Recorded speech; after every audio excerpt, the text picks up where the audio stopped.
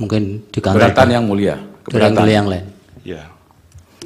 Kata-kata yang mengatakan, andai kata saya Gibran, saya akan minta kepada dia, adalah kata-kata yang tidak logis. Andai kata saya Gibran, saya akan bersikap seperti ini, itu baru logis. Jadi yang saya ucapkan adalah, andai kata saya Gibran, saya memilih saya tidak akan maju, karena saya tahu bahwa putusan ini problematik. Pertanyaan yang mendasar adalah kepada saudara ahli, adalah satu perdebatan yang tak berujung di dalam filsafat hukum ketika kita mencari keadilan dan kepastian hukum. Kita tahu al-adalah adalah substansi daripada hukum itu sendiri. Tapi ketika kita berbicara dalam konteks penyelenggaraan negara, kita tidak mungkin mencari sesuatu yang tak berujung, tapi kita harus mengambil sebuah keputusan. Bahwa betul putusan 90 itu problematik kalau dilihat dari filsafat hukum, etik, dan lain-lain.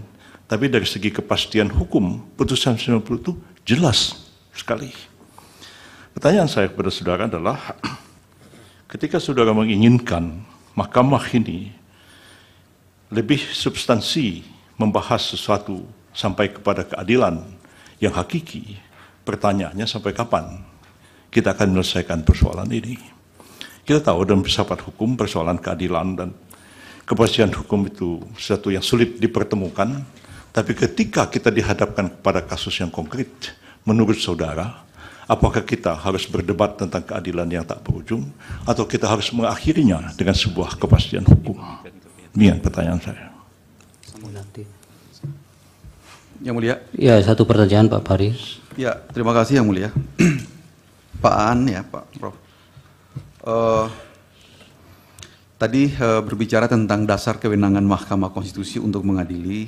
Tadi sudah disempitkan untuk ada berapa frasa di sini belum, tidak dapat atau tidak ingin gitu ya melaksanakan proses-proses yang barangkali seperti yang telah dikonstatir oleh saudara ahli tadi.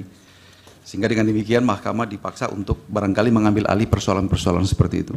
Tadi menarik yang disampaikan oleh saudara ahli, sepanjang menyangkut dengan bagaimana mengalirkan atau mengimplementir ketentuan pasal 22E, pemilu dilaksanakan dengan cara langsung, umum, bebas, rahasia, jujur, dan adil. Pasal 6, pasal 22E ketentuan ayat 6 mengatakan hal-hal yang berkaitan dengan pemilu diatur lebih lanjut dengan undang-undang. Yang ingin saya tanyakan kepada saudara ahli adalah dasar untuk membangun tafsir yang dikemukakan tadi. Tadi juga sudah disampaikan penyelesaian perselisihan umum tentang hasil pemilihan umum, ya, tentang hasil ya. Tentang hasil itu sebenarnya bukan bahasa, bukan norma undang-undang, tapi norma konstitusi. Sebagaimana yang kita jumpai dalam ketentuan pasal 24C ayat 1 tentang hasil. Perdebatan akademik maupun politik juga menunjukkan tentang hasil pada saat itu. Jadi ingin saya tanyakan kepada saudara ahli adalah bangunan argumentasi yang dikemukakan pada hari ini itu didasarkan pada tafsir apa? Apakah original intent ataukah tafsir futuristik yang ingin dibangun untuk dikembangkan dalam persidangan ini? Mohon penjelasan. Terima kasih.